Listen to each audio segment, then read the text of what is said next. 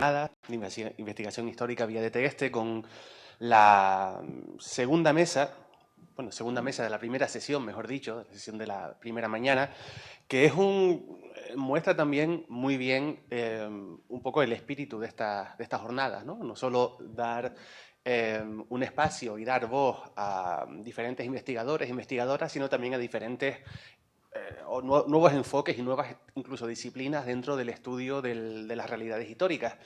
Y uno de los primeros, o bueno, el primer ejemplo de esta mesa de hoy es el de Sira Morales del Río y Miguel Antonio de Novela. Son, como pueden ver, muy jóvenes investigadores.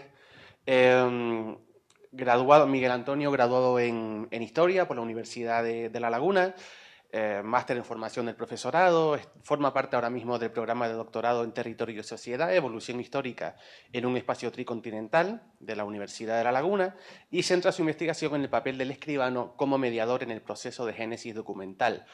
También trabaja por medio de un contrato de investigación con el Instituto de Estudios Medievales y Renacentistas de la Universidad de La Laguna y con el Instituto de Estudios Canarios actualmente. Y por otro lado, Sira Morales de Río, también graduada en Historia por la Universidad de La Laguna, está cursando el máster, ¿no? El segundo año de máster de Estudios de Género y Políticas de Igualdad, y también trabaja con nosotros, y es un placer tenerla con nosotros, tanto en el Instituto de Estudios Medievales y Renacentistas de la Universidad de La Laguna como en estas jornadas. Ellos nos van a hablar un poco también de su proyecto, ¿no? De ese diálogo entre nuevas tecnologías y patrimonio documental, llamado Paleografía 2.0, retos y posibilidades de la transcripción documental automatizada aplicada a documentación epistolar canaria del siglo XIX. Así que, Sira, Miguel, tienen 20 minutos. Muchas gracias. Antes que todo, muchas gracias por la introducción. Buenos días. Mi compañero Miguel y yo les vamos a presentar este pequeño experimento que hemos llamado Paleografía 2.0, retos y posibilidades de la transcripción documental automatizada aplicada a documentación epistolar canaria del siglo XIX.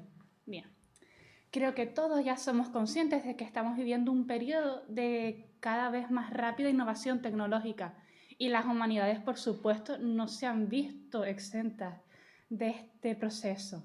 Bien, esto se ha llevado a cabo con numerosos proyectos como los que tenemos en pantalla, pero el espíritu de las humanidades digitales lleva a que nos planteemos que se debe incorporar las tecnologías al ámbito humanístico en más formas que una simple digitalización, es decir, debemos aplicarlas ya plenamente a nuestra metodología.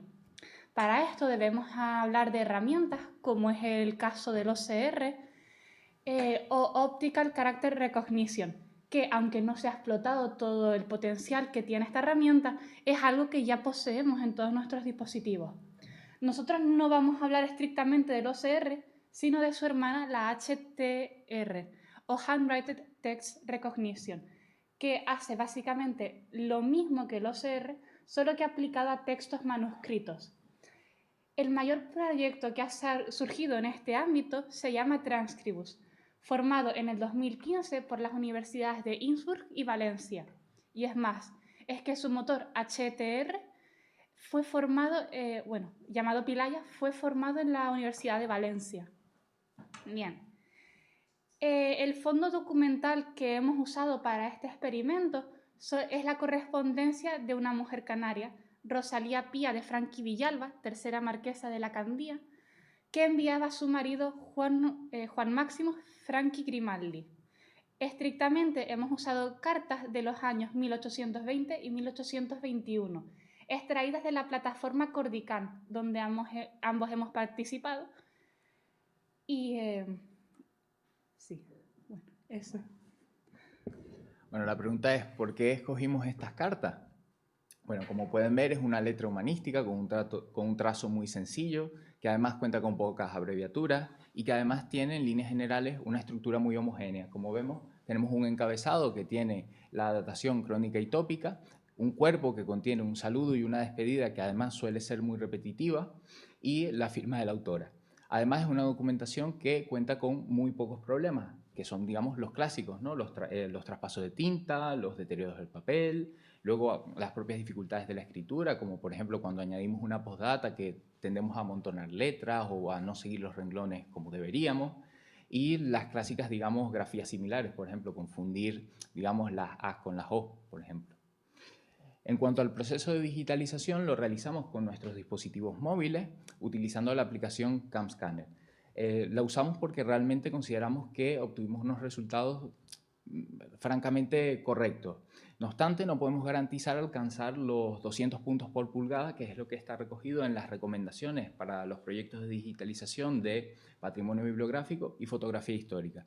Lo que sí hicimos fue elaborar un listado de buenas prácticas de cara al proceso y en el que, digamos, lo podemos resumir en estos 3 puntos. Primero, que de cara a la digitalización es importante que el ambiente sea controlado y, si es posible, un espacio cerrado con una iluminación artificial y fría. Segundo, que sobre todo en el caso del uso de estas aplicaciones, evitemos el uso de filtros como los que suele aplicar CamScanner automáticamente. Y otra posibilidad es trabajar con imágenes binarias, es decir, en blanco y negro. Y desaconsejamos el uso de las herramientas de recorte automático porque suelen muchas veces recortar demasiado. Ya de cara a subir las transcripciones a la plataforma Transcribu, tuvimos que hacer una serie de adaptaciones para las que nos servimos de la experiencia de otros investigadores, en este caso en concreto Fradejas Rueda, y lo que hicimos fue, digamos, encerrar aquellas, por ejemplo, las palabras abreviadas, o todas esas abreviaturas que tuviésemos, entre corchetes angulares, y las letras voladas las marcamos con tildes graves. Luego otro problema, digamos otro debate que tuvimos, fue el relacionado con el uso de las mayúsculas y minúsculas. Por ejemplo, cuando nosotros transcribimos, en el caso de Cordicán, por ejemplo, este nombre que tenemos aquí, Domingo Díaz, lo normalizaríamos utilizando, como hoy en día, para nombre y apellido, la mayúscula inicial. Sin embargo, creemos que esto podría causar conflictos a la hora de entrenar el motor de reconocimiento de texto si le decimos que la D de Domingo es igual a la D de Díaz. Por tanto, lo más importante es siempre ser coherentes en cuanto a criterios, por lo menos. Subimos un total de 52 cartas, casi 17.000 palabras, y lo hicimos en formato JPG. Luego, después de haber realizado ese proceso, en el cliente de escritorio de Transcribus realizamos lo que se denomina el Layout Analysis, que es básicamente un análisis preliminar que hace la plataforma en donde se reconoce las regiones de texto, es decir, lo que está escrito y las líneas. Aunque este análisis de líneas no siempre es tan preciso y hay que irlo, digamos, corrigiendo. ¿Y cómo medimos el éxito de nuestro resultado? Bueno, a través de la tasa de error, a la que me referiré de ahora en adelante, como SER, que viene a ser la Character Error Rate. Ahora bien, se los explico directamente ya con lo que nos indica la plataforma. La plataforma nos dice que un modelo con un SER del 10% o menos ya se considera bueno. ¿Qué significa esto? Que de 100 caracteres transcritos, 10, o bueno, más o menos 10, van a estar errados. Sin embargo, las experimentaciones de otros investigadores, como el caso de Batsako, por ejemplo, nos dice que con 10.000 palabras manuscritas de una sola mano, se puede lograr obtener un SER de entre el 2 y el 4%. Fradejas Rueda, por otra parte, dice que obtuvo más o menos ese mismo SER utilizando o transcribiendo, subiendo entre 15.000 y 30.000 palabras.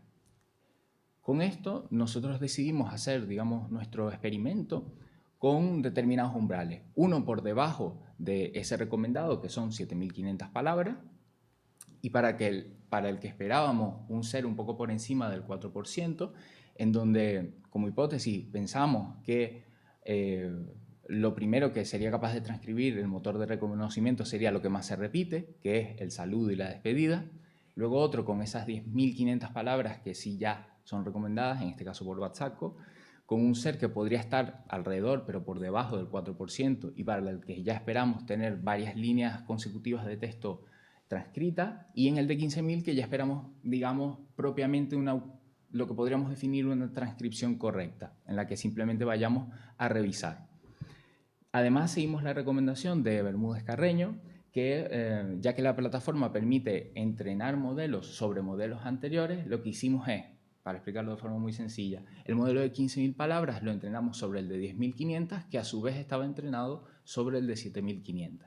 Digamos que lo que hace es recoger ese bagaje del entrenamiento. Y además, lo que hicimos fue comparar cómo sería el resultado si, además de seguir esta recomendación, hiciésemos el entrenamiento, digamos, desde cero. Es decir, comparamos el modelo que tiene ese bagaje, ese entrenamiento, con un modelo que no tiene ese bagaje. Y finalmente lo comparamos con un modelo que ya está disponible en la plataforma, que se anuncia como un supermodelo desarrollado por Álvaro Cuéllar y otros investigadores, denominado el Coloso Español, que lo que viene es a responder una pregunta que nos surgió durante la concepción, digamos, de esta idea, que es, ¿para qué desarrollar un modelo nosotros si ya hay algún modelo que hipotéticamente es capaz de leer nuestras cartas, en este caso? Ya más adelante veremos por qué. Pasando ya a los resultados, este gráfico lo que quiere decir, se los voy a explicar, que no sé si se ve muy bien. Vemos en el eje Y el Character Error Rate y en el eje X lo que vemos son las vueltas. Con vueltas entendemos, digamos, las pasadas que hace el motor de reconocimiento al número de palabras que nosotros hemos entrenado. Y lo primero que notamos es que para alcanzar ese 10% tardó aproximadamente unas 70 vueltas, por ejemplo. Y al final del entrenamiento obtuvimos una tasa de error del 6.4%. Y de hecho pudimos comprobar que efectivamente los saludos y las despedidas ya era capaz de transcribirlas correctamente.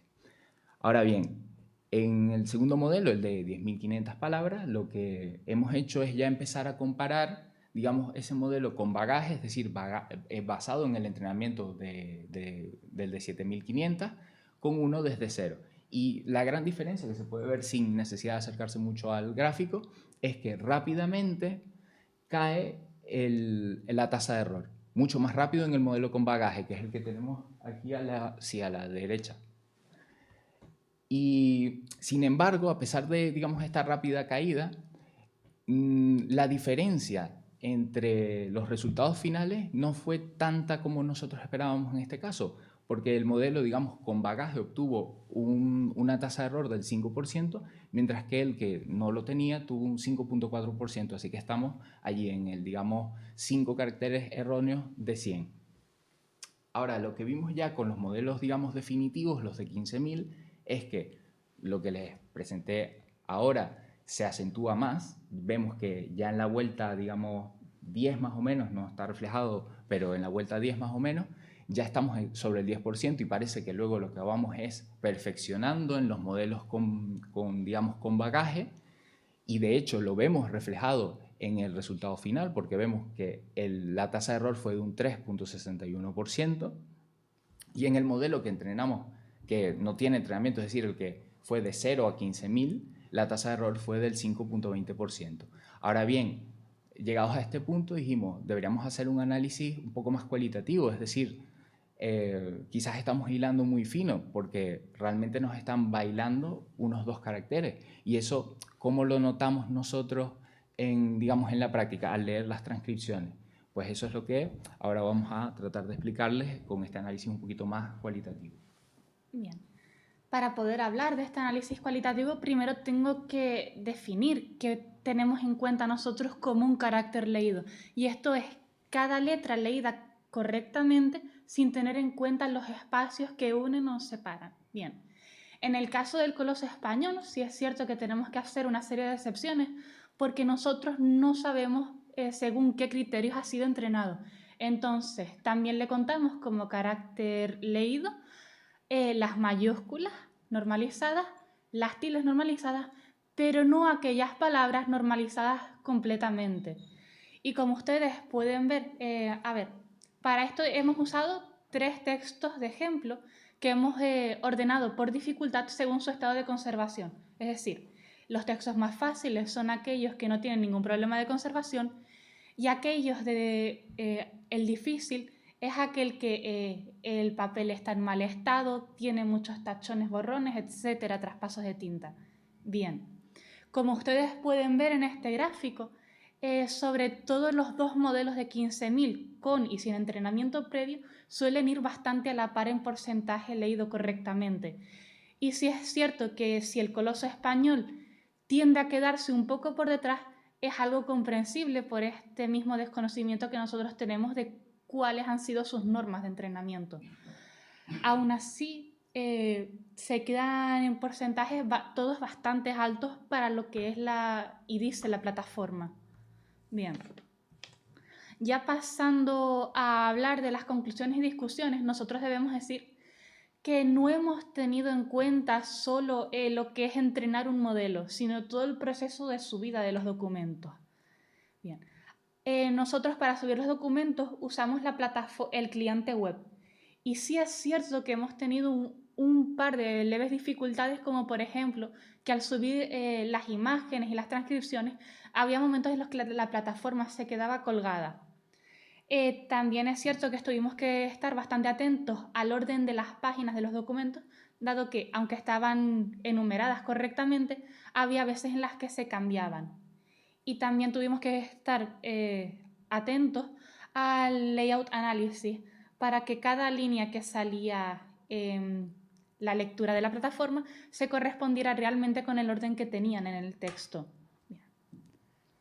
Pasando al siguiente paso, el Ground Truths es los modelos que nosotros subimos, es decir, tanto la imagen como la transcripción que se suben a la plataforma para que luego la inteligencia artificial se entrene a partir de ellos. Este es un proceso bastante fácil, sobre todo si nosotros ya contamos con esa transcripción y que se da incluso más rápidamente si, como en el caso nuestro, hay más de una persona haciéndolo. También debemos decir que aunque se hablaba del modelo de reconocimiento de líneas en todas las fuentes que hemos consultado, en ningún momento se lo define como algo crucial para que el modelo realmente pueda reconocer los textos. Cuando nos dimos cuenta de esto, decidimos entrenar sin bagaje previo 3 modelos de líneas basándonos en los umbrales anteriormente propuestos. Y aquí pueden ver 7.500, 10.500 y 15.000. Ustedes pueden ver en la imagen cómo el de 7.500 no termina de reconocer todo el área que tiene texto en la hoja y que tanto el de 7.500 como el de 10.500 a veces rompen las líneas. En cambio, el de 15.000 ya reconoce perfectamente todas las líneas y el área completa de texto. Vale. Bien. A la hora de hablar de los modelos, debemos decir que ambos modelos de 15.000, tanto el que tiene entrenamiento como el que no, nos dan la sensación de una transcripción correcta. Y también los modelos basados en entrenamientos previos tienden a tener mejores resultados que los que no tienen bagaje. Y el de 10.500 basado en 7.000 y ambos de 15.000 palabras consideramos que pueden ser utilizables. Y además, una cosa que sí debemos señalar es que el modelo de 1.500 palabras sin entrenamientos previos obtuvo resultados mucho mejores de los que esperábamos. Bien.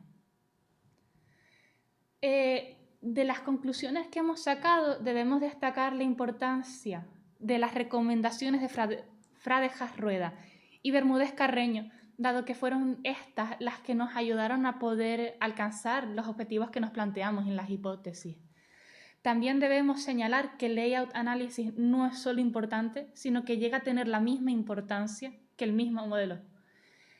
Y de una forma u otra, algo que siempre debemos tener en presente es que los criterios de transcripción siempre deben ser coherentes o no se va a poder llegar al desarrollo de un modelo de lectura correcto. Bien. Ya para cuando sea la hora del debate, les vamos a dejar planteadas estas 2 preguntas. ¿Deberíamos elaborar una fórmula para calcular cada cuántos caracteres debe realizarse un entrenamiento? ¿Y qué variables deberían contemplar estas? ¿Y qué podría llegar a sernos contraproducentes en los mismos? Además, si queremos ir añadiendo nuevas manos, ¿deberíamos entrenar sobre este mismo modelo igual que entrenamos los otros modelos sobre los anteriores? Y bueno, muchísimas gracias por su atención. Espero que tengan un buen día.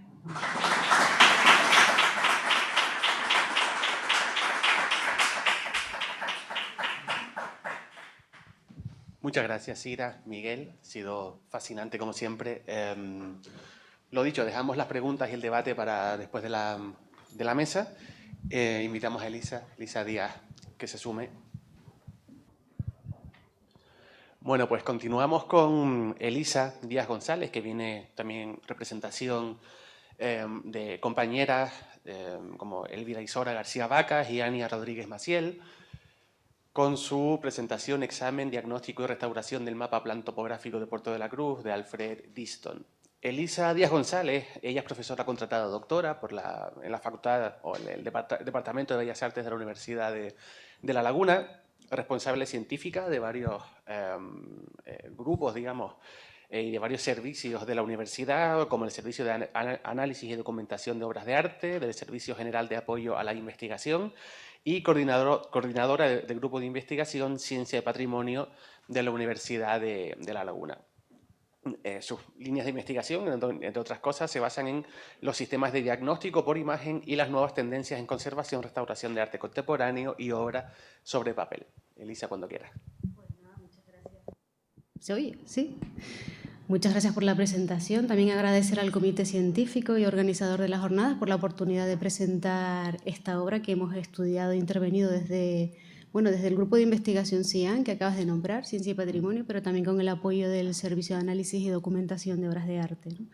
La obra, el objeto de nuestra investigación o de nuestra intervención, tiene como autor a Alfred Diston, que probablemente la mayoría de ustedes los conoce por su trayectoria. Nosotros somos conservadores restauradores, ustedes vienen la mayoría, ¿no?, de historia. Pues este personaje llegó a los 17 años a Tenerife, contratado por una casa comercial escocesa. Como saben, fue viajero, fue comerciante, naturalista, folclorista y un destacado anfitrión de ilustres visitantes foráneos. También perteneció a la Academia de Bellas Artes de Santa Cruz y a la Real Sociedad Económica de Amigos del País. Pero también fue un pintor aficionado y deja una obra de gran valor documental, con especial interés en el estudio de la indumentaria tradicional, la botánica, la geología y el paisaje. Su obra dedicada al estudio de la indumentaria, que supongo que es la más conocida entre todos, que también la habrán visto, está recogida en 2 álbumes manuscritos ilustrados con acuarelas realizados en 1824 y en 1829. Aparte de este material, se suma la localización de una serie de dibujos inéditos, algunos de ellos en la Universidad de Yale, en Estados Unidos, como pueden ver en pantalla, la vista de San Cristóbal de la Laguna, que es pintada el 6 de octubre en 1819. Inédito también es este mapa que les presentamos hoy. Este es el estado de conservación a que nos llega a nuestra facultad, a la Facultad de Bellas Artes, a nuestro servicio. Y aquí pueden ver el anverso y reverso de la obra, ¿no? Bueno, debido a que Diston fue considerado un cronista pictórico de la sociedad cosmopolita del siglo XIX en Canarias, pues la mayoría de sus estudios siempre están enfocados desde su producción o legado, se enfocan desde una perspectiva histórica o antropológica. Y nuestro objetivo pues sería remarcar esta idea de objeto como fuente de información, pero siempre desde la perspectiva de la conservación y la restauración. Es decir, nos planteamos la transmisión y la conservación de los documentos gráficos desde una doble vertiente: el documento como objeto que presenta un contenido intelectual, pero también el objeto que presenta una capacidad informativa que está ligada tanto al material como a la composición en sí material, que es lo que nosotros vamos a denominar lo que se llama el valor arqueológico. Por tanto, deberemos conservar y conocer tanto el aspecto físico del documento, defendiendo así su integridad física, pero también conservar el mensaje transmitido por el autor, defendiendo así su integridad informativa o funcional. En nuestra condición de conservadoras restauradoras tenemos el privilegio siempre de estar en contacto directo con las obras durante ese proceso, y eso implica que podemos sacar mucha información directa acerca de ese tipo de material y tocar ese material, ¿no? El proceso de restauración que hacemos implica una serie de pasos, que es los que ven en el esquema que están en la pantalla, y fundamental, sobre todo, antes de intervenir, determinar el estado de conservación que tiene el documento, siempre apoyado en técnicas de análisis, para poder seleccionar así de manera acertada esos tratamientos que vamos a aplicar en cada caso. En nuestro caso en concreto, hemos aplicado la fotografía multibanda, la fotografía óptica digital, como métodos no invasivos para caracterizar el objeto y así determinar su estado de conservación, pero además hemos añadido una medición del pH, determinante para el estado de conservación de la resistencia de lo que es el soporte de papel, y una solubilidad de tintas, que es un requisito indispensable antes de tocar cualquier obra en papel.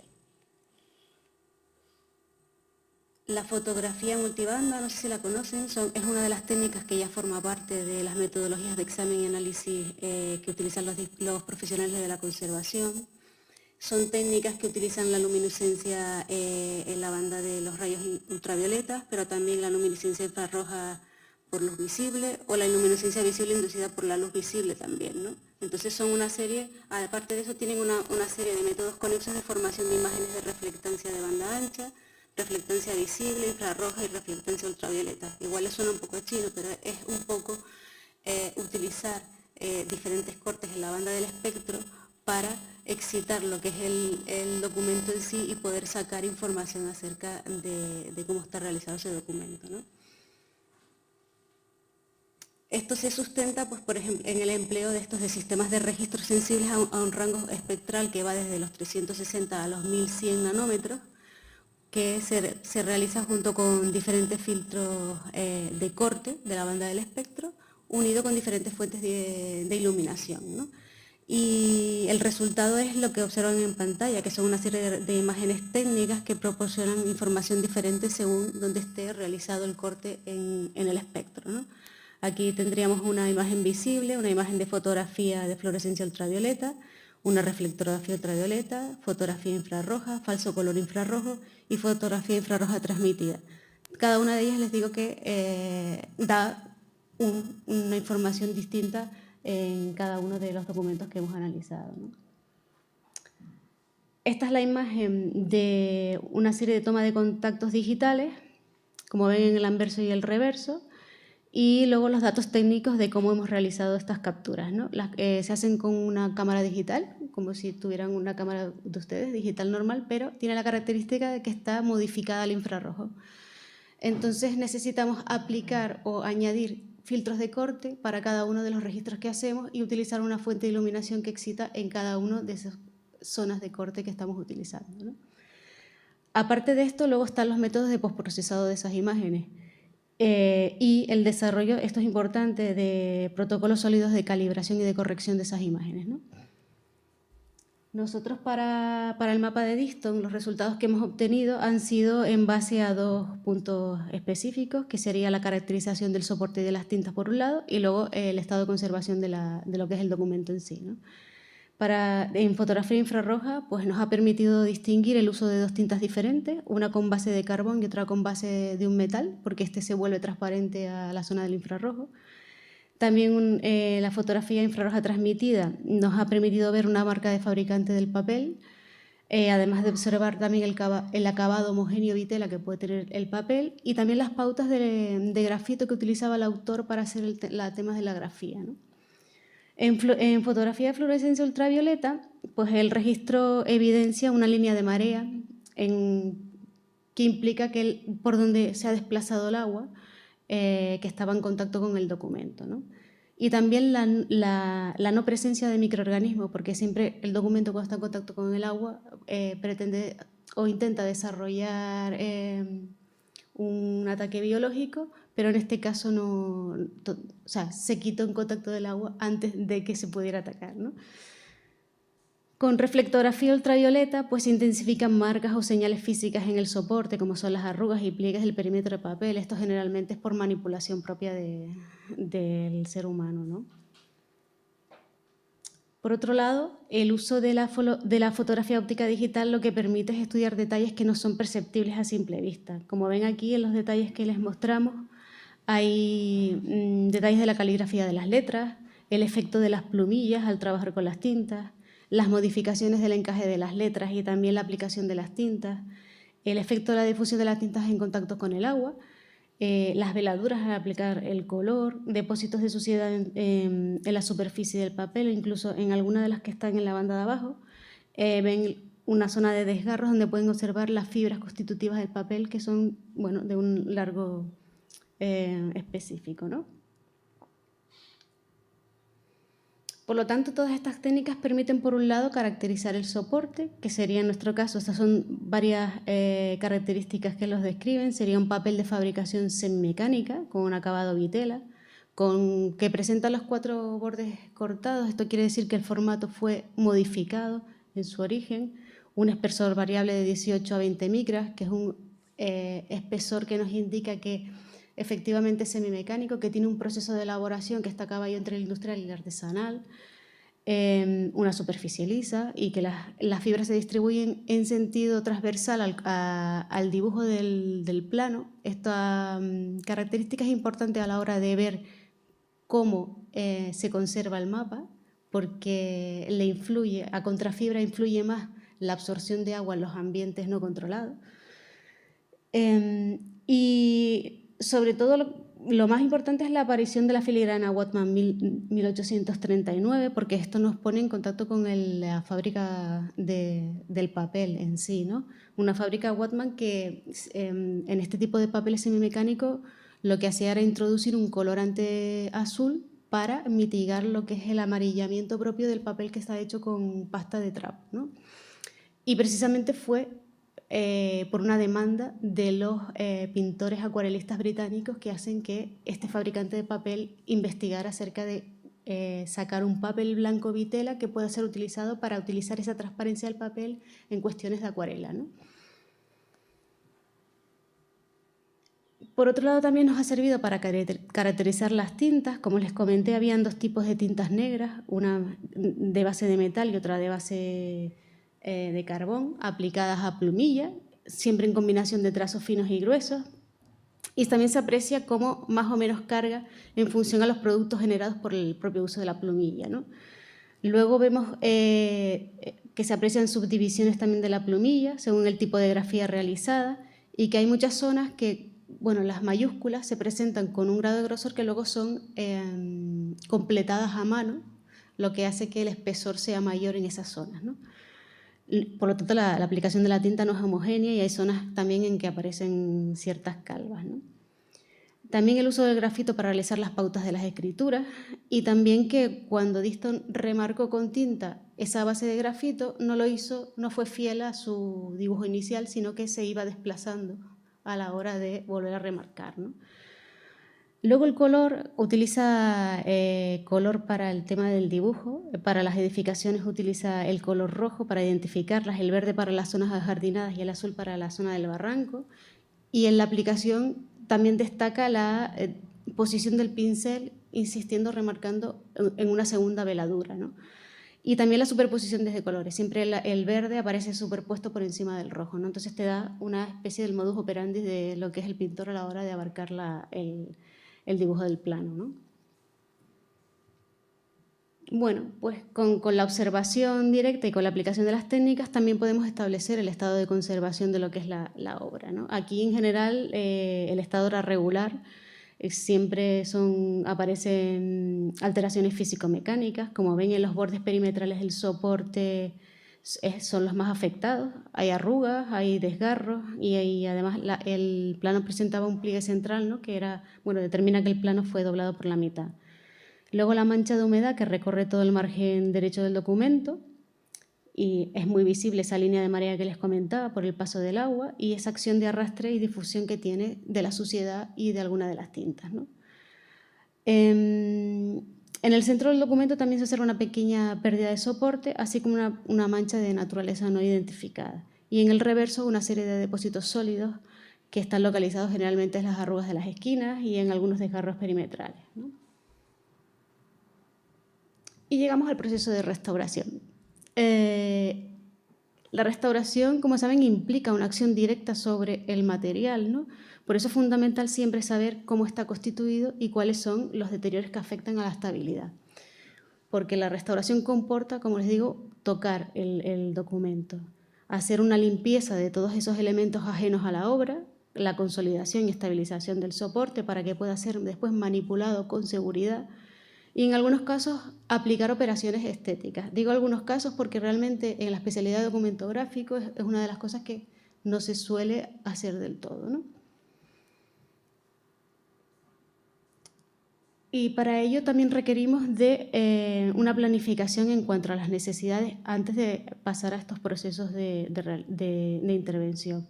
Lo primero son realizaciones de test previos para poder clasificar nuestro objeto dentro de una categoría de la tolerancia al contacto con el agua, que es nuestro disolvente universal en procesos de restauración de papel, ¿no? La solubilidad de tinta, cuando hicimos el test, pues Itico, como ven en la imagen general, hay una serie de cuadraditos hechos con un papel Whatman sin ningún tipo de adhesivo, que lo ven distribuidos en cada una de las tintas. Siempre se hacen todas para estar más seguro a la hora de hacer los lavados y que no se difundan en el proceso de limpieza, ¿no? Entonces, de las pruebas que hicimos, solo vimos que las acuarelas azules tenían un cierto punto de solubilidad y que había que tener cuidado a la hora de hacer la limpieza, ¿no? Los tratamientos que nosotros aplicamos fue una limpieza en seco, una hidratación del soporte, una limpieza en húmedo por capilaridad y una consolidación y reintegración del soporte. Les explico brevemente en qué consiste cada uno. La limpieza en seco consistió en eliminar la suciedad libre depositada en el objeto y la que penetró en el interior de las hojas. Siempre tengan en cuenta que esa simple eliminación de la suciedad es una operación que implica que una pérdida irreversible de esos valores que acabamos de decir que podían haber sido adquiridos a lo largo de la asistencia del documento. Por lo tanto, hay que saber muy bien qué ha sido producido por el autor y qué no, y qué es un proceso añadido posteriormente, ¿no? Para la limpieza, nosotros seleccionamos una esponja de humo. Aquí voy a entrar en detallitos más específicos de la disciplina. Una esponja de humo y un borrador libre de PVC, de cloro. La esponja de humo, por curiosidad de datos, les voy a decir que está compuesta de caucho natural, tiene una carga inorgánica, que es un carbonato de calcio, y no deja residuos. Y el borrador libre de PVC implica que tampoco deja residuos. ¿Por qué es importante esto? Porque a veces no somos, como se dice, muy cuidadosos al retirar lo que usamos, y si se quedan algunos restos atrapados en las fibras, pues este tipo de materiales no causa o no emite ácidos volátiles que puedan afectar después con el tiempo a la conservación de los documentos, ¿no? ¿Y por qué hemos seleccionado estos dos? Pues precisamente por eso, por la composición química y la naturaleza física del material, por la alteración potencial, es decir, no presentan daños para el tipo de soporte que hemos analizado, para ese papel semimecánico, y por el material de importancia histórica artística que tiene el documento, ¿no?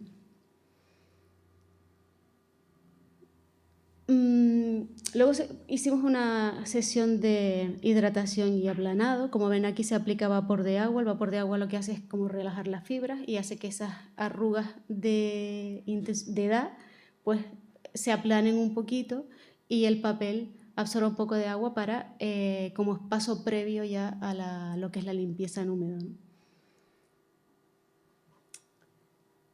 La limpieza en húmedo o limpieza acuosa, que también se dice, consiste en el uso del agua para limpiar o lograr la disolución y extracción de esos productos de degradación solubles que influyen o que acidifican y amarillean el papel, y también se realiza para eliminar las manchas ocasionadas por el mojado, ¿no? Tiene efectos muy, muy positivos en la estabilidad del papel, en las propiedades mecánicas, pero también en la apariencia óptica de los documentos, ¿no? En este caso, nosotros, debido a esa particularidad de solubilidad del tono azul, lo que hicimos fue una limpieza por capilaridad. A nivel físico, esa capilaridad, el agua, lo que hace es que se absorbe por el papel de dos formas diferentes. Una, pues por esos capilares que son las fibras propias constitutivas, y el otro alojado en los huecos o los intersticios o los poros que tienen esa interacción entre las fibras, ¿no? Y se saturan los espacios que están entre ellos. Para realizarlos, nosotros hemos utilizado como medio para transportar ese agua un tejido que se llama Sontara. El Sontara tiene una composición de mezcla de lo que es poliéster y pulpa de madera, es muy absorbente y tiene una alta resistencia a la abrasión y a la resistencia química. En las fotos es ese tejido que es de color medio azul, que proviene del ambiente sanitario, ¿no? Del tema de hospitales. Y lo que se hace es humedecer el Sontara, o sea, saturarlo con agua y aplanarlo bien. Y encima se coloca el documento con lo que son el elemento sustentado hacia arriba.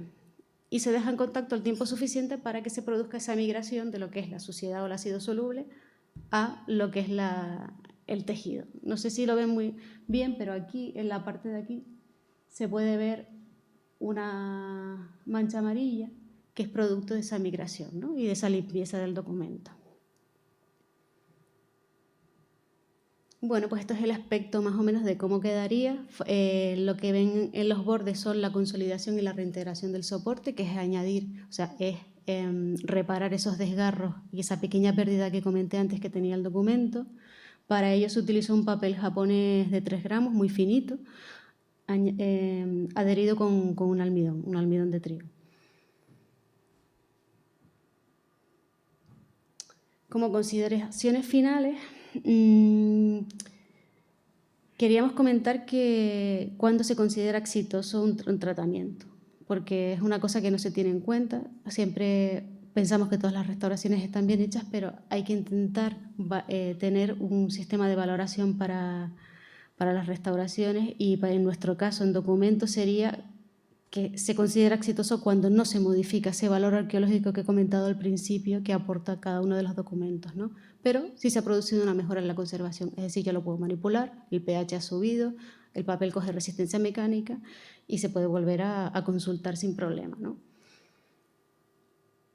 Por tanto, las conclusiones o a lo que queríamos nosotros comunicar hoy es la aportación de los procesos de conservación y restauración como fuente documental, material sobre todo, porque como les he comentado ahora, y también ese método de valoración de una restauración exitosa mediante la no modificación de ese valor arqueológico del documento. Y muchas gracias espero que les haya gustado.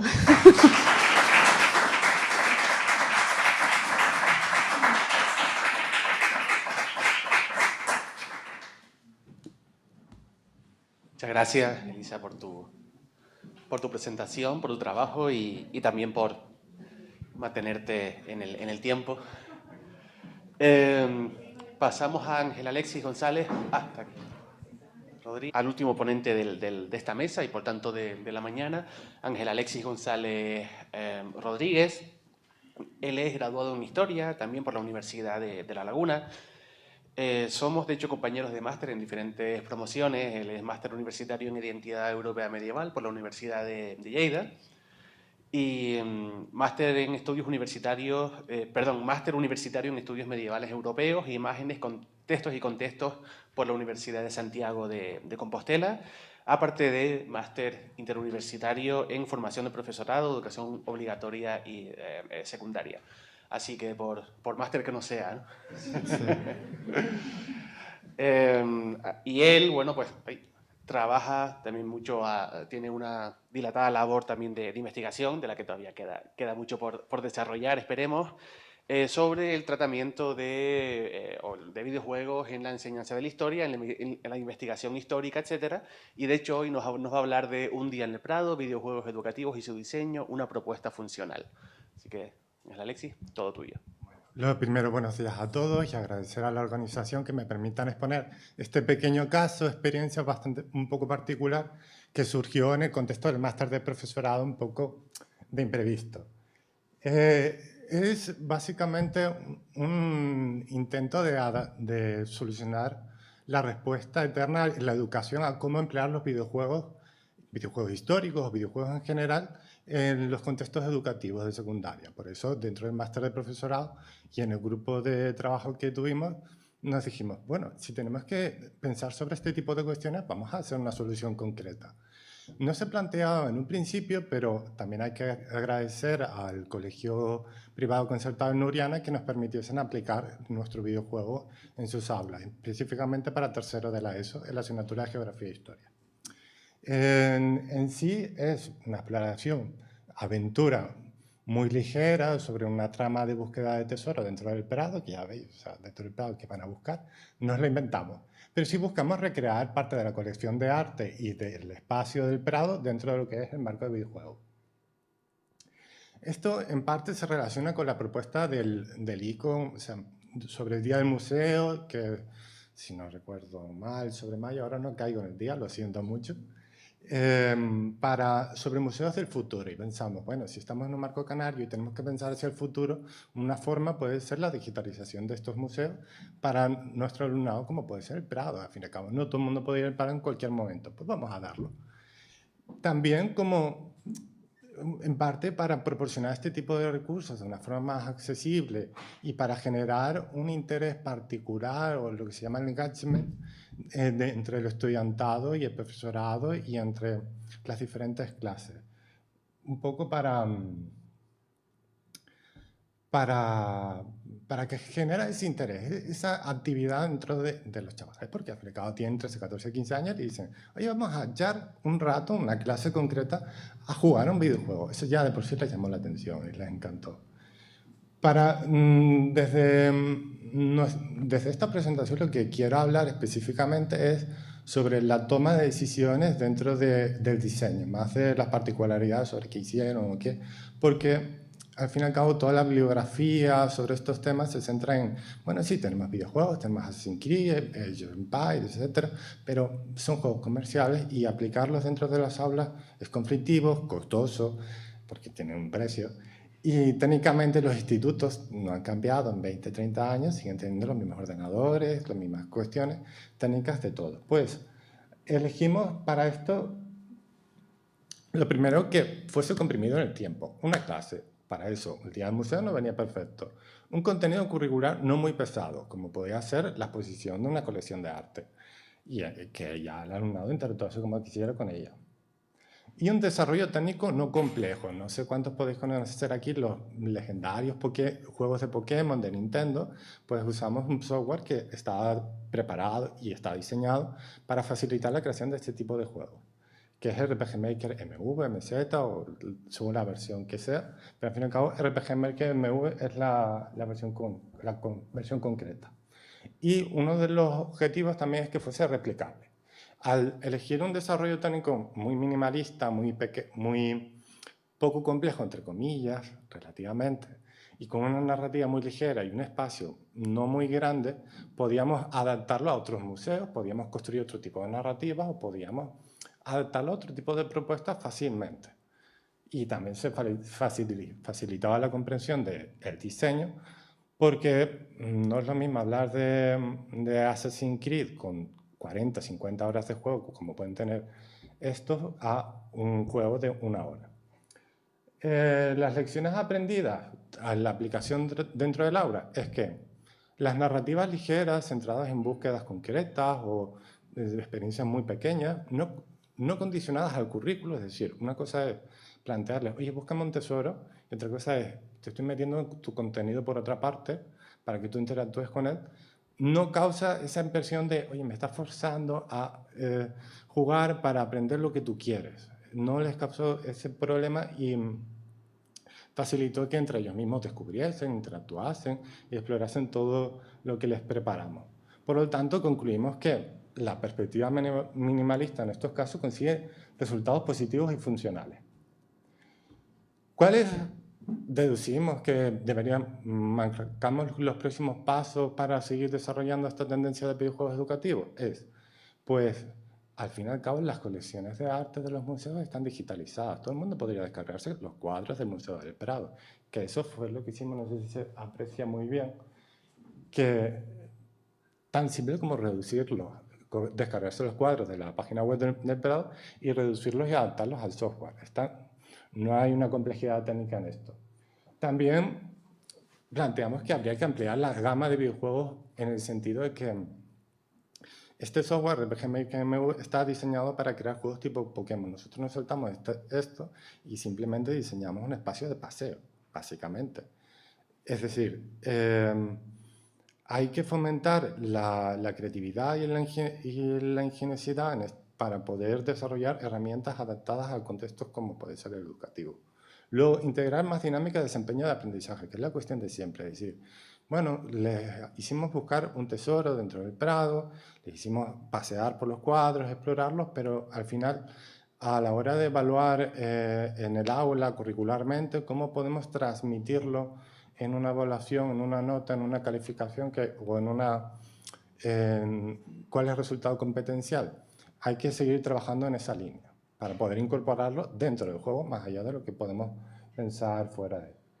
Y crear más modelos, teniendo en cuenta lo anterior, creando modelos replicables. Es decir, yo puedo diseñar este juego, pero también tengo que saber poder explicarlo y poder reproducirlo en otros contextos.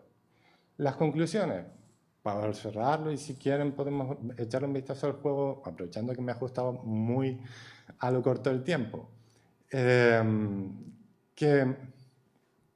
con los objetivos claros en tiempo, en aula y capacidades técnicas, el alumnado está más que predispuesto a que le enseñes una experiencia nueva y se pueden lograr resultados bastante efectivos en lo que es la implicación de estos. Ahora bien, curricularmente, que tenga resultados positivos en tanto a mejorar el aprendizaje competencial o curricular, es cuestión de análisis y de más trabajo en el tiempo.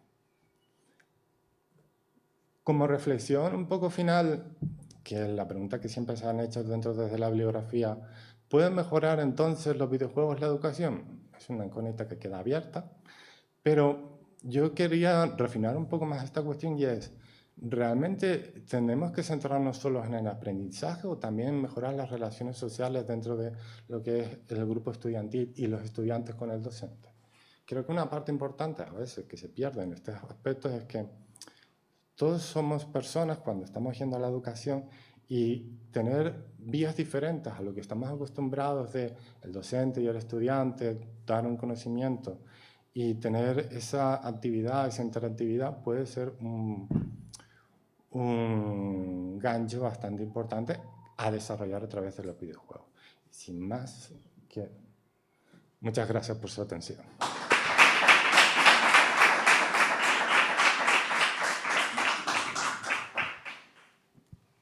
Muchas gracias, Ángel. Sí, quédate, ya que estás. Y bueno, invito a los diferentes ponentes a subirse a sentarse con nosotros para empezar un turno. Tenemos tiempo más que suficiente para un debate y preguntas y comentarios que podamos tener.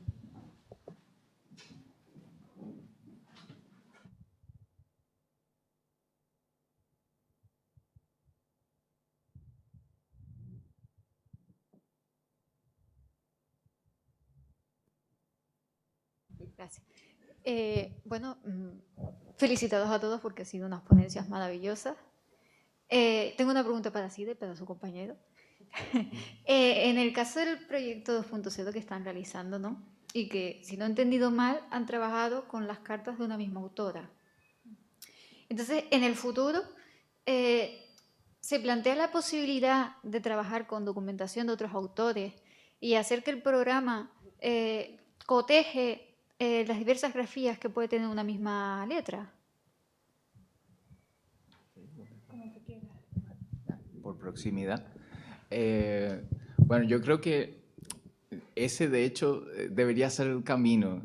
Tratar de, digamos, añadir manos digamos, vamos a llamarlo en cierto modo, al corpus que se podría estar creando. Porque sí es verdad que la pregunta, digamos, post todo digamos, el mini proyecto que hemos hecho, el experimento que hemos hecho, es sí, perfecto, tenemos tantas cartas escritas por una persona y quizás podemos llegar a terminar de transcribir en nada, gracias a la inteligencia artificial, el resto de cartas que no hayamos transcrito hasta entonces. Y después, ¿qué hacemos? Estas cartas están en el Fondo Zárate Cólogan, en el Archivo Histórico Provincial de Santa Cruz de Tenerife. Y el resto de cartas que tienen una letra más o menos similar, o sea, es como el pasito justamente, y realmente hasta donde sabemos es posible, y lo que sí es verdad es que sí se complejiza algo más, sobre todo desde mi punto de vista, desde la estructura, porque como comentamos, no es solo el hecho de leer la letra en sí, sino sobre todo que entienda bien cómo se estructura el texto y que sepa reconocer bien las líneas. Digamos que ese es algo muy importante. Y siempre lo de la coherencia a la hora de transcribir, digamos, lo que hablábamos, el ground truth, que es, digamos, ese punto de partida, lo que nosotros introducimos a la plataforma, que sea siempre coherente, los criterios que utilizamos para transcribir sean siempre coherentes. Siempre y cuando yo creo que se haga eso, yo creo que los resultados van a ser más tirando a positivos que a negativos. Espero haber más o menos contestado lo que...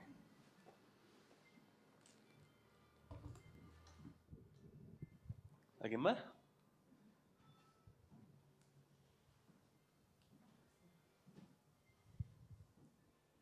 Tenemos tiempo, ¿eh? Está todo claro. Está todo clarísimo. Pues mira, explicamos bien, ¿eh? Venga, Soraya.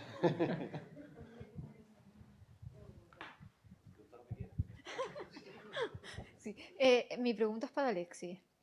A raíz de la creación de este videojuego, que es una maravilla, la verdad, y bueno, lo estaba comentando, es igualito a los juegos de Pokémon como eran antes, ¿se ha planteado a lo mejor poner al servicio de los centros educativos este tipo de modelo de enseñanza? En principio, estoy haciendo el doctorado en un videojuego precisamente orientado a eso, a crear un modelo más extenso de lo que puede ser una hora y que quede al servicio de los centros educativos. El problema es ese, que no hay un terreno que se haya explorado porque un videojuego implica una cantidad de especializaciones profesionales bastante amplia y la idea, proyecto y esperanza es que sí exista una herramienta propuesta para los centros educativos, pero que llega a darse, eso ya lo dejaré a juicio de mi tribunal.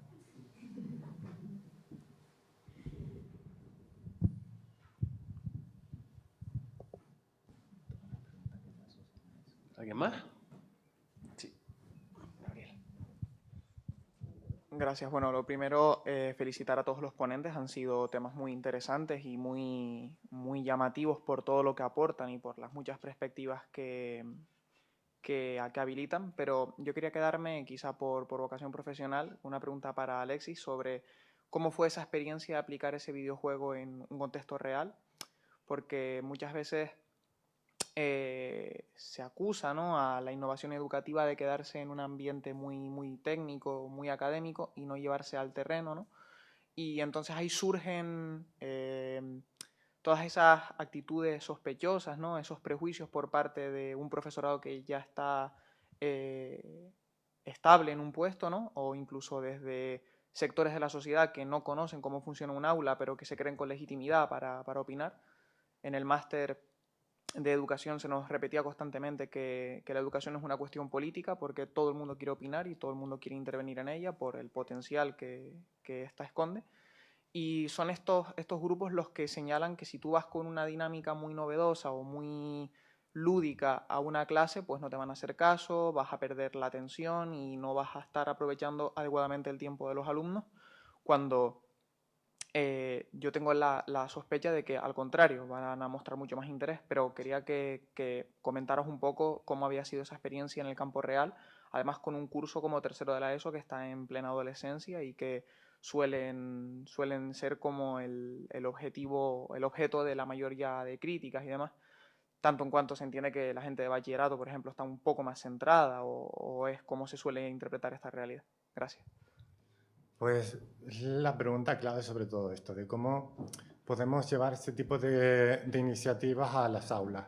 Te puedo decir lo primero que son casos muy particulares que se ha podido llevar por contacto personal o circunstancias muy concretas como pueden ser las prácticas del máster de profesorado o en el caso de Nuriana, mi compañera de máster de profesorado, que fue la que con sus prácticas dentro de este centro favoreció el poder incorporarlo adentro del aula y el profesor concreto que coordinaba sus prácticas estaba muy a favor de este tipo de cuestiones.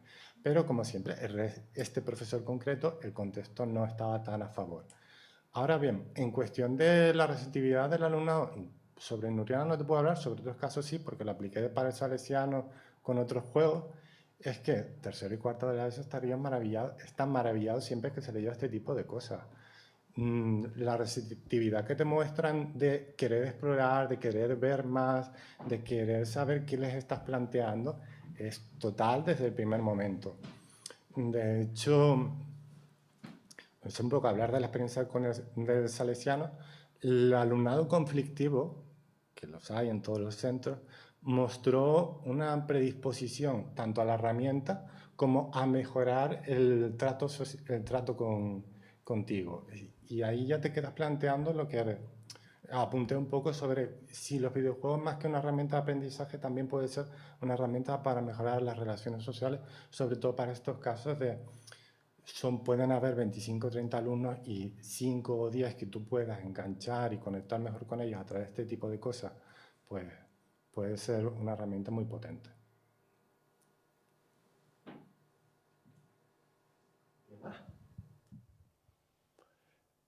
Bueno, yo voy a aprovechar y tengo también unas cuantas preguntas. Bueno, unas cuantas no, 3. Y primero son para Alexis y para Elisa. Siguiendo, si quieres, para Alexis, vamos, interesantísimo, ¿no? El proyecto. Y mi pregunta va también sobre lo que, bueno, realmente no sé si ahora que tuve que decir una cosa, Roberto, la contestaste, si lo hiciste te pido disculpas, pero es sobre el impacto o digamos la respuesta a ese videojuego, no tanto en la comunidad educativa, bueno, sí, en la comunidad educativa, pero por parte de los padres. Si hubo algún tipo de rechazo o fue todo lo contrario, ¿no? Porque siempre está, digamos, ese tópico de los videojuegos. O sea, cada vez que en las noticias sale alguien que se carga a 20 personas, la noticia lo primero que se dice es que jugaba videojuegos, ¿no? Y todavía, pues, falta superar un poco ese tópico, ¿no? Y esa idea, esa falsa dicotomía sobre los videojuegos. Y no sé, a lo que voy, no sé si hubo algún padre, madre, alguna familia que dijo, oye,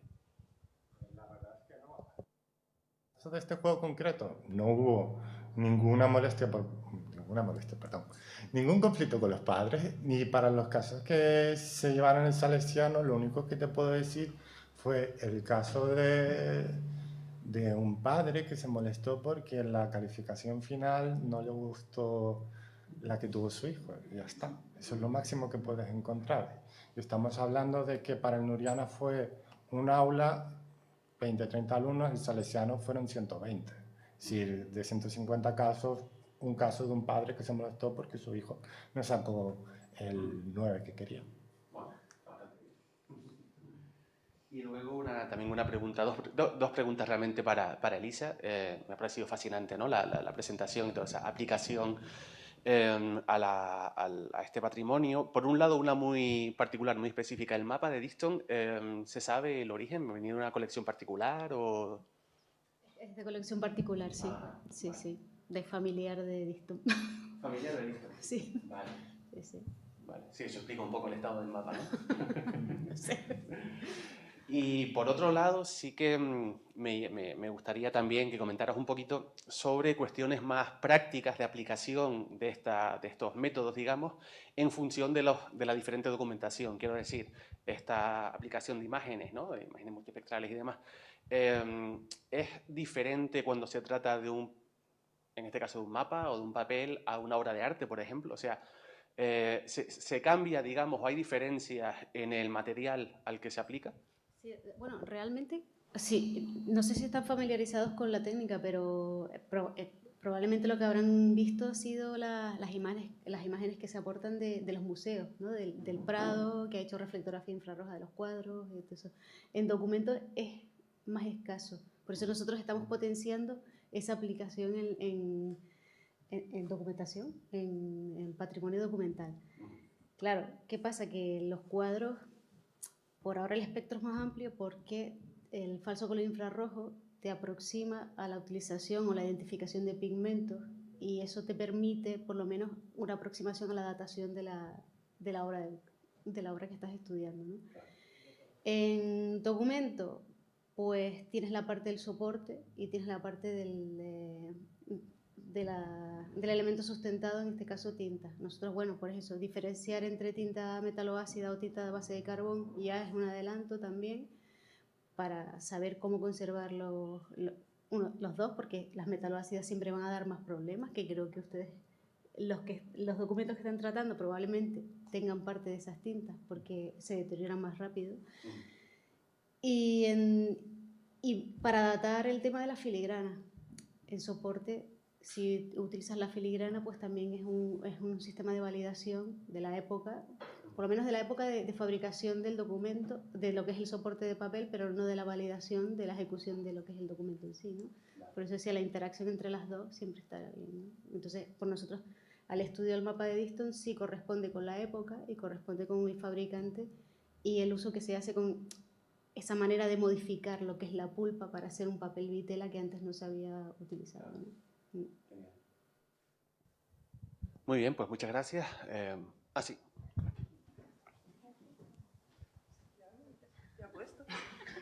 Hola, yo para Alexis le quisiera preguntar y comentar, porque bueno, yo tengo una niña muy pequeña, pero en el colegio, por ejemplo, están usando ya tablets para algunas asignaturas. Yo llevo jugando desde que tengo 8 años, no tengo ningún problema, soy de esas que si matase a alguien diría juego a videojuegos. El problema es que hay muchos padres y madres que no conocen los videojuegos, no conocen, nunca han jugado, nunca... Entonces, estaba yo pensando qué se podría hacer para evitar, porque ahora quieren quitar las tablets en el colegio en el que está ella, porque dicen, bueno, han salido estudios y yo lo entiendo, porque hay niños que se pasan el día pegados a las tablets jugando en, pues no sé, desde Minecraft, Roblox, todas estas cosas. Entonces, mi duda es si se podría reeducar a esos padres para que no tengan miedo en sí a los videojuegos. Los videojuegos no son el problema, es internet, el tiempo que pasen sin control entrando en páginas innecesarias. ¿Se puede hacer algo para enseñar a esos padres y madres a que no tengan miedo y permitan que sus hijos puedan aprender con herramientas como los videojuegos? Es otra de las grandes preguntas sobre este tema. Yo diría que una forma de solucionarlo sería acordar una forma concreta con los padres que tengan más reticencia al respecto. Porque aunque la mayoría de los padres no tengan esa familiaridad con los juegos, sí hay una generación que además va a entrar ahora como padres, entre comillas, de las generaciones de instituto los próximos 5 o 10 años, que sí va a estar más familiarizado, pero puede arrastrar este tipo de prejuicios, porque al fin y al cabo los videojuegos más conocidos que hay pues son todos violentos y demás, y hablar desde el instituto sobre videojuegos va a chocar con esa imagen de fuera, la misma discusión que hemos tenido de siempre, de que una cosa es la imagen que está fuera del instituto y otra cosa es la imagen que se puede dar dentro del instituto.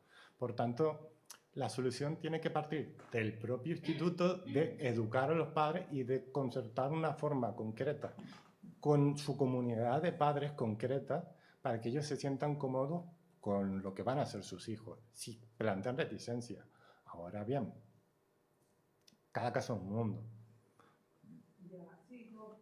Yo por mi entorno veo eso, gente que o juega y lo conoce, o gente que está frontalmente en contra. Entonces, cada vez que ven a alguien jugar, da igual la edad, lleva asociados unos estereotipos y una imagen que no tiene nada que ver. Y simplemente yo creo que es por desconocimiento. Entonces, claro, me parece maravilloso que puedan hacer en clase un juego, de hecho que lo puedan seguir desarrollando, que sigan en todos los niveles, ya no solo museos, sino laboratorios, montones de cosas que se pueden hacer, pero claro, habría que educar un poco a los adultos responsables para que lo faciliten más que nada, para que no pongan pegas y no intenten coartar esa vía de aprendizaje. También, quizá un poco como reflexión, dependería de la relación que ya tengan los docentes con los padres. Por ejemplo, Nuriana no puedo hablar, pero sí para el caso de los salesianos, la profesora concreta que me coordinaba las prácticas tenía la confianza de los padres en muchos aspectos y por eso no plantearon tantos problemas a la hora de aplicar los juegos. Vuelve un poco a que la política de los institutos también tiene que ser de Yo quiero mejorar, quiero dar la mejor educación y tengo que concentrarme no solo en mis estudiantes, sino en los padres de mis estudiantes. Las relaciones sociales.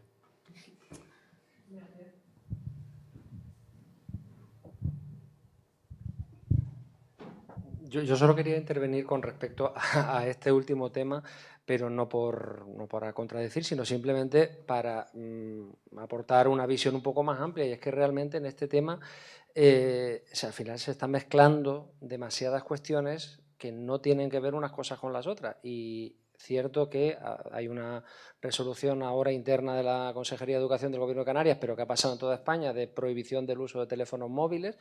Pero es que eso tiene un sentido y tiene una lógica, y es que el teléfono móvil te conecta con el mundo, el teléfono móvil puedes hacer fotos, el teléfono móvil puede hacer muchas cosas que no tienen absolutamente nada que ver con el ámbito educativo, y se ha evidenciado, y es una constatación, que es muy complicado la gestión del día a día en las aulas con los teléfonos móviles. Eso es una realidad. Pero mezclar eso con una tablet, que no es más que un dispositivo como si fuese un libro, pero con muchas más potencialidades, es un error. Pero también en buena medida viene porque, y esto es una cierta crítica, pero probablemente por falta de madurez en la utilización de la tecnología, porque las tablets se han utilizado muy mal en los centros. Se han utilizado como una réplica del libro de texto, pero con una pantallita y con luces. Entonces dicen, pues si al final me vale como el libro, si lo uso como un libro, pues tengo el libro y me quito el problema. Cuando realmente no se ha explorado y no se ha trabajado todo el potencial de transformación y de otras visiones y otras competencias y otros aprendizajes que se pueden producir desde la tablet, o sea, desde los dispositivos tecnológicos. Y eso nos lleva a probablemente el principal problema que tienen ahora mismo los docentes y los que somos padres con los niños, y es que como sigamos así, lo que se va a producir es una desconexión entre lo que hay en el aula y lo que el alumnado vive fuera. Entonces es como si los chiquillos entran a las 8 de la mañana en el instituto en una nevera, en una cápsula que no tiene nada que ver con su mundo real, les tenemos 6 horas haciendo no sé qué y luego vuelven al mundo real en lo que estamos hablando en un lado no tiene nada que ver con lo otro.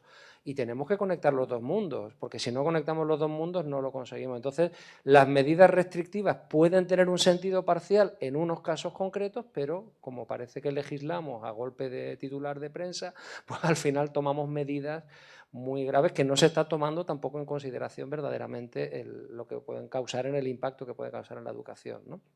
Una reflexión por llenar el tiempo, porque hay tiempo.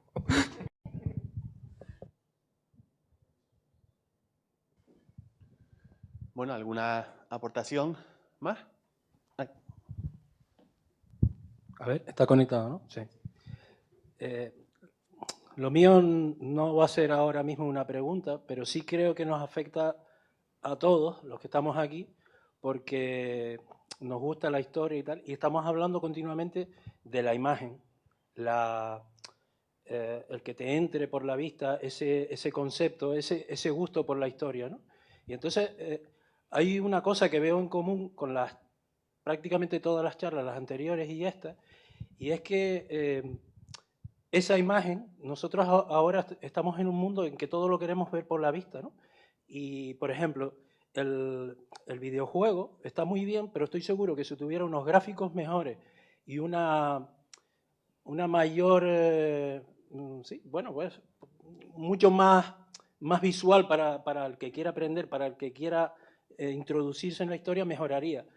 Y viendo las técnicas de paleografía, en las cuales seguro que Roberto está pensando en el siglo XVI, XVII, algún reconocimiento de texto, y el mapa de Diston, a su vez también lo del romanticismo. Cuando vimos las imágenes del romanticismo en esas viñetas antiguas del siglo XIX prácticamente, a todos nos gustó, y sin embargo son imágenes antiguas, pero que nos hacen volar la imaginación y ver cosas que, por ejemplo, la cerámica del Barranco Agua de Dios, o una imagen, una foto, es algo frío.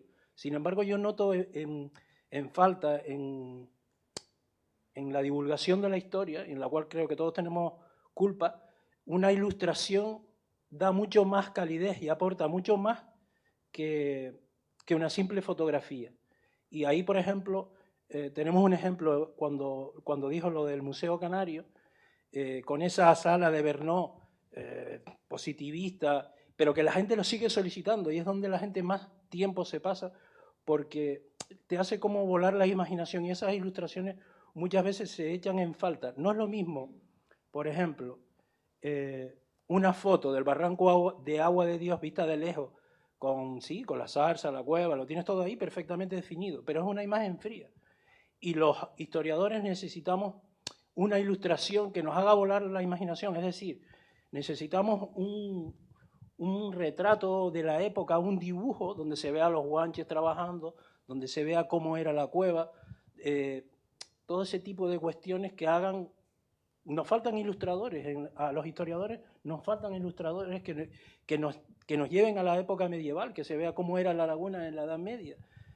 Creo que muchas de estas cosas que hemos estado viendo hoy necesitan ese paso, esa calidez que tiene un gráfico, bien sea a los museos, bien sea a la forma de enseñar.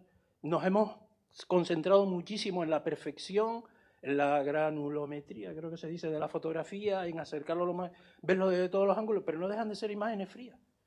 Y muchas veces vamos a Diston y vemos las ilustraciones, y sin embargo retrocedemos mejor en el tiempo con un dibujo o una ilustración que con una fotografía. La fotografía es mucho más fría, es que son frías. Sin embargo, las ilustraciones románticas de ese tipo, a lo mejor muchos de nosotros nos ha gustado la historia porque empezamos con esas ilustraciones que sí, que son muy antiguas y tal, pero que sin embargo tenían una calidez que yo creo que hoy día hemos perdido, ¿no? Y me gustaría dejar, es solo una reflexión, no es una pregunta, pero yo creo que por ahí se puede conectar en los mismos dibujos, en los mismos temas de Alfred Diston.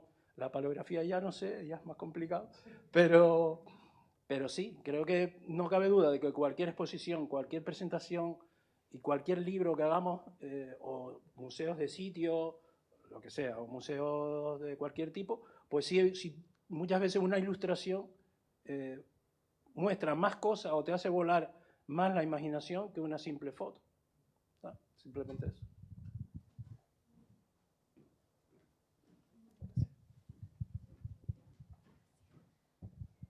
A ver, lo mío es un poco respondiendo a la persona que acaba de hablar. Yo soy de Historia del Arte, así que por eso te voy a hablar un poco del tema de lo de las imágenes. En cuanto a lo que dices de que las fotografías tienen un carácter un poco más frío, a diferencia de las ilustraciones, tenemos que hablar también de que el ser humano ha convivido con la representación constante y con un tiempo determinado, ¿no? Ese ámbito más bien antropológico. Y claro, no es lo mismo hablar de un tipo de representación, por ejemplo, de aborigen, que tiene un soporte, tiene unas formas, y que para ellos era el método realista, o más cercano a la realidad o una reinterpretación. Actualmente y a día de hoy tenemos la fotografía, que no es nada moderno, y tenemos fotografía desde finales del 18, 19, tenemos fotografías de Napier, y fotografías que son bastante ilustrativas de la época, ¿no? Que incluso en algunos momentos intentan recrear y representar a las personas y a las ciudades. Por ejemplo, incluso cuando la remodelización de París, cuando se derrumba toda la ciudadela medieval, hay fotógrafos que lo recrean y lo retratan. Entonces, tanto desde el punto de vista de la historia como de la historia del arte, también la fotografía es un elemento fundamental, y gracias a Dios que tenemos los teléfonos que nos permiten identificar todo lo que tenemos a nuestro alcance, ya no solo desde un punto de vista estético, sino documental. E incluso también, como expuso uno de los ponentes, el empleo de las nuevas tecnologías adquieren y dotan de una mayor significación a los conceptos, ¿no? Porque al fin y al cabo todo lo que visualizamos son conceptos que son transmitidos a nuestro cerebro y reinterpretados y ya transmitidos en un lenguaje. Entonces, pues no sé si te he dado otra visión, pero era solamente también otra reflexión en base a este tema. Gracias.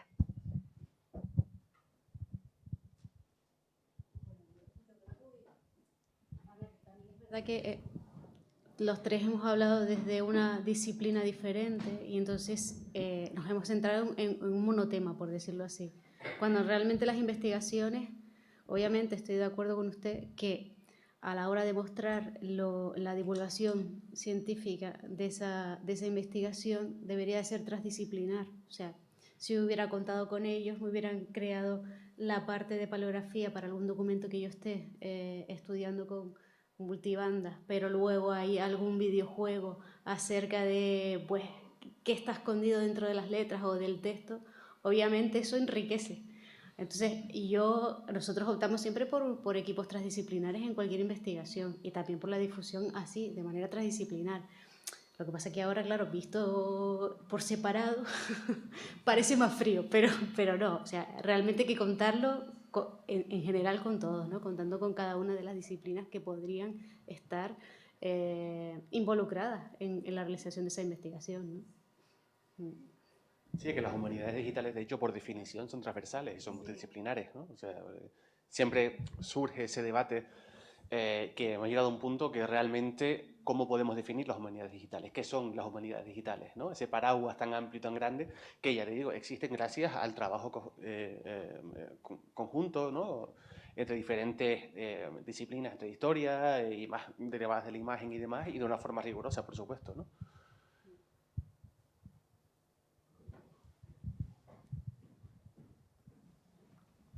Gracias por contestar a mi pregunta. Y nada, yo no me refería tanto tampoco al tema de la presentación, sino que muchas veces los medievalistas o tal necesitamos, y no digamos, o sea, todo lo que es anterior a la aparición sí, del romanticismo, muchas veces para trabajar necesitamos ilustraciones y no tenemos a quién acudir. Entonces, coño, quiero representar a unos guanches aquí pescando y no tengo a dónde acudir. Entonces, estoy viendo fenómenos en internet de ¿cómo se llama?, de Ferrer Dalmau o de Jordi Bru, una serie de gente que se ha dedicado a hacer dibujos, cuadros, bueno, lo podemos llamar, la verdad que hay algunos que son obras de arte. No pretendo llegar a tanto, pero sí que se echa de menos a quién acudir cuando tú quieres expresar algo de época medieval, por ejemplo, o si no hace falta llegar a la época aborigen, sino no tengo dibujo, tengo que coger la foto de la foto o el dibujo del dibujo de Canarien o de no sé quién. Entonces se echan falta eso y hacen falta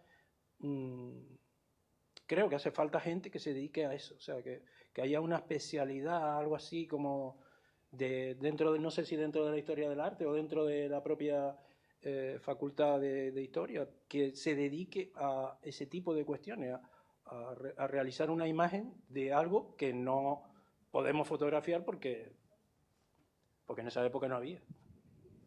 Y gracias por... Bueno, de esa época no lo sé, pero por ejemplo en la Facultad de Bellas Artes está ubicado otro servicio que también pertenece al Servicio de Apoyo a la Investigación, que es el Fab Lab, que sí que ha apoyado a grupos de investigación, pero de la parte científica, a recrear o a hacer una animación de fenómenos que efectivamente no son visibles, ¿no? Entonces, por ahí sí está la animación digital, que podría funcionarle en sus investigaciones o en la que quieran, ¿no? Para todos, sí, sí.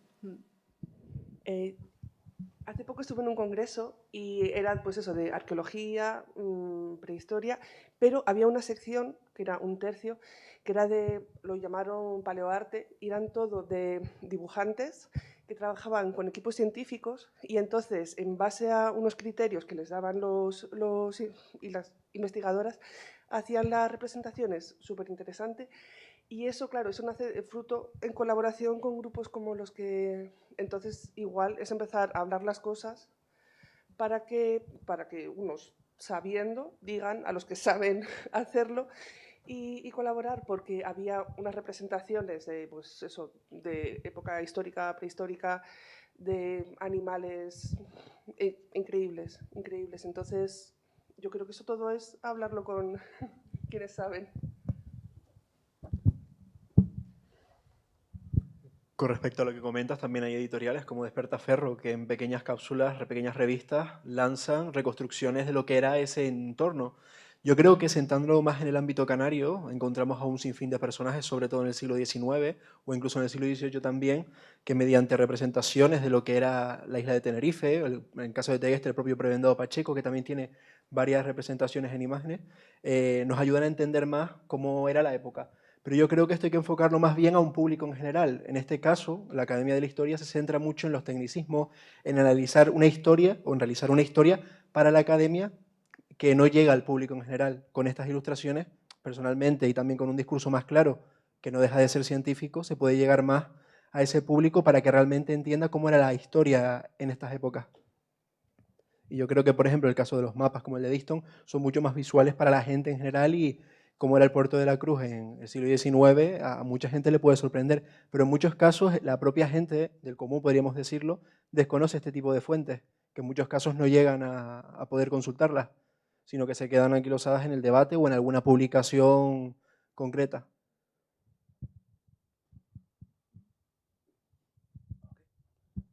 Sí, así. Un poco por contestar al debate, porque en parte soy ilustrador, hago ilustración. Coincido mucho con que la ilustración da una calidad muy distinta a lo que puede ser la fotografía, porque la propia técnica de la ilustración, de crear una imagen, implica transmitir tu propia impresión sobre lo que quieres que la otra persona reciba. Por mucho que la fotografía nos sirva para capturar momentos o haya formas de transmitir alguna sensación, la ilustración es algo totalmente humano. Y me parece una pena también que se haya ido perdiendo con el tiempo, que haya esta desconexión entre lo que es el conocimiento histórico y lo que puede llegar a dar la ilustración. Pero en parte se debe a que la complejidad de la propia ilustración y que los historiadores y especialistas viven en su mundo de universidad.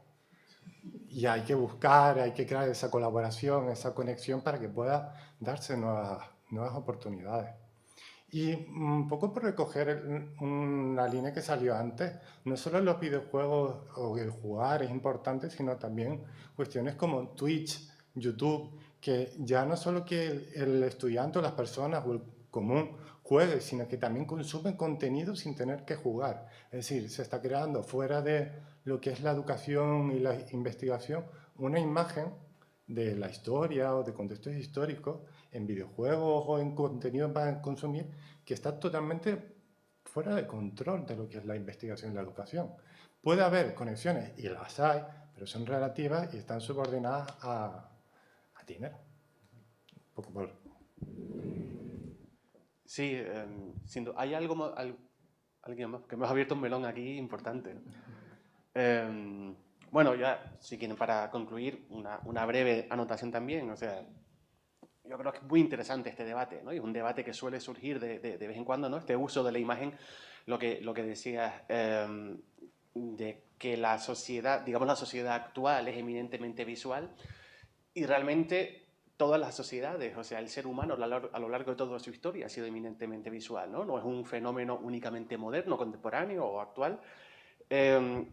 Y sí que resulta fundamental hacer uso, digamos, de la ilustración, ¿no? Desde el punto de vista histórico, de la divulgación, pero utilizándola con el máximo rigor, ¿no? Lo que comentabas de esta paleoilustración, ¿no? El término que utilizaste, sí, que es clave. O sea, yo creo que todos hemos estudiado historia y demás en secundaria, ¿no? Y como en los libros de geografía e historia secundaria, las imágenes utilizadas para hablar, por ejemplo, de la llegada de Colón a América, sean cuadros historicistas del XIX, flaco favor le hace a la historia, ¿no? El conocimiento histórico, digamos, riguroso. Así que es fundamental, ¿no? Pero sí que la imagen puede convertirse en un arma de doble filo, quizá, ¿no? Y bueno, si hay nadie más, ninguna respuesta o aportación, ¿no? Bueno, pues al final nos hemos comido todo el tiempo, mira. Así que vamos a dar un aplauso. Muchísimas gracias a los cuatro.